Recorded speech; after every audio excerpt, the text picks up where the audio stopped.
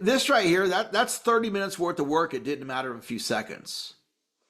Then I'm going to say, write 500 words for chapter 1.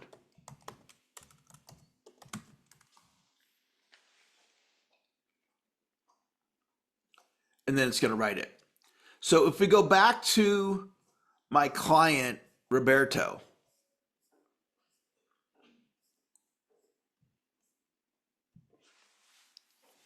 okay, I don't know how he's writing the book, right?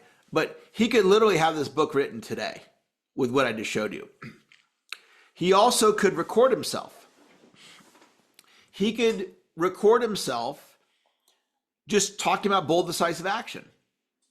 Let's say he does an hour's worth of recording. He transcribes that. He uploads the file and says, write the book, How to Take Bold, Decisive Action, based on this 1 hour transcript. And then this book can be up on Amazon. So I'm going to show you the fastest guide ever published using my methodology. So Brian Morgan comes to write a book in a day with ChatGPT. He comes to class on Thursday. He uploads the file on Saturday. And it went live the following Tuesday. So this book, he had an idea, and on Thursday and on Tuesday, you could buy it on Amazon. So this type of book it's more of a positioning thing. This is for thought leader, right? You're not gonna. I'm not gonna say you couldn't write a genius book in an hour or two, but it's not really designed for that. We're not looking to write a masterpiece, unless you are, right? We're looking for a book positioning.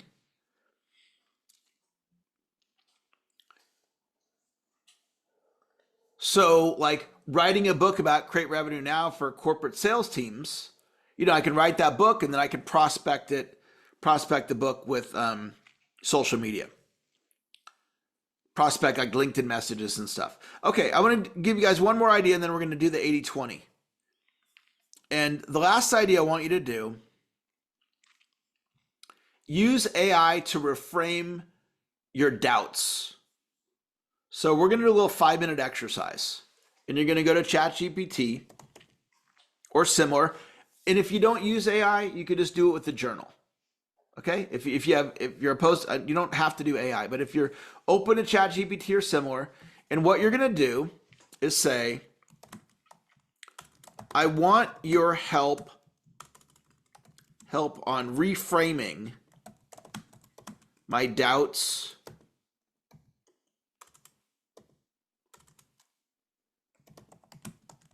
about my speaking.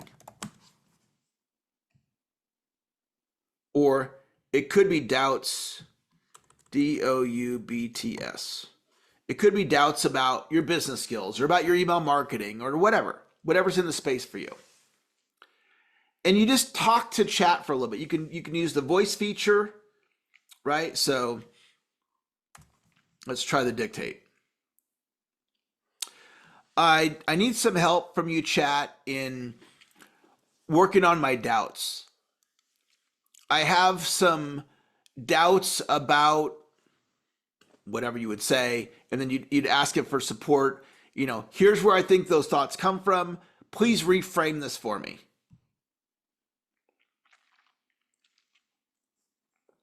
So let me add something here. I have some doubts about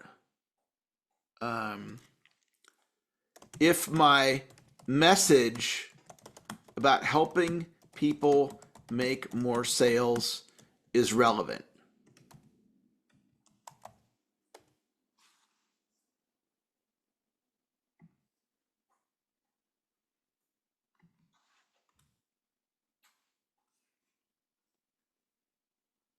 And then you would say,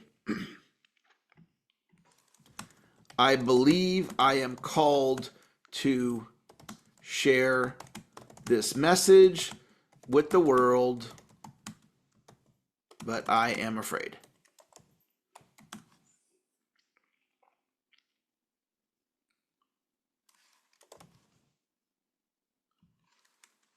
can you help me reframe this? Okay, so I want to put the prompt in the chat. And then you can tweak it, right? Because you're not probably doing sales, you're doing something else. So the reframe, you are the messenger, not the judge of the message's relevance. From fear to service, my fear is a sign that I care deeply, but my mission is bigger than my fear. Like, it's just genius, guys. So then you copy this, right? You copy it and then you bring it over into Microsoft Word and you save it. You know, and then you can edit it and tweak it, whatever, and you use chat as a thinking partner. So I want to give you guys 5 minutes to try this out. So just work on a doubt. Could be a speaking doubt, a coaching doubt, a money doubt, a relationship doubt, a doubt I can't lose the weight, a doubt that, you know, whatever it is for you. Just if you experience it, I think you'll enjoy what it says. You might have a breakthrough. And the bigger breakthrough is being able to go back to chat in the future and have it help you, right, in this way. So I'm going to give you 5 minutes on that. So be back at 11:40. Be back at 11:40. Okay, go ahead and do that for me now, and we'll see you back here at 11:40.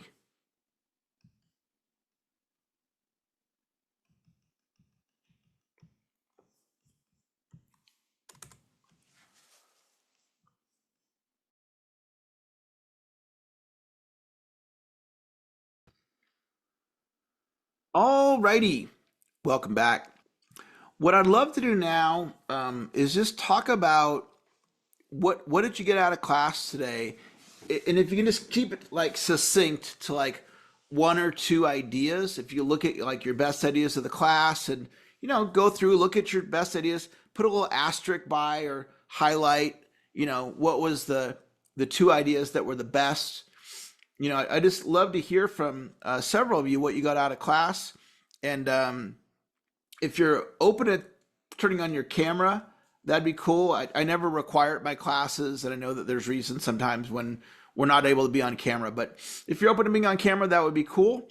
And Sue, we're going to start with you. And so share with us, what's 1 or 2 ideas that was valuable for you today? Oh my God, this last exercise that you just did, Eric, or we just did, is phenomenal because I changed the prompt slightly to deal with me Yeah. and my fear of prospecting. Yeah. And it's just incredible. You know, Yeah. I told them when I'm good at it, when I'm not good at it, and to help me reframe that. And it was awesome. And I just need to be a ninja prospector. That's where I'm going. Beautiful. That's who I'm being. Couple things. So one is what you just experienced from the exercise. You can bring that to your coaching clients, teach them to do it. And then for the prospecting, we're doing the weekly prospecting training. So if you want to get better at something, one of the things that drives transformation is the conversations that you're in. So if we step back and look at what are the conversations that we're in, that's driving the direction that your life's going. And so, you know, there is a weekly Friday morning prospecting call. It's 15 minutes. And the whole purpose of it is to provide a conversation for people that want to get better at it. And there was a woman on there today, and she's like, you know, prospecting is really difficult for me. And I'm like, I'm so glad you're here, because you're in a conversation where we're literally lifting the weights, right? And you can become great at it, Sue. You can be absolutely phenomenal at prospecting. So thank you for the share. All right. Todd, you want to share something you got out of class?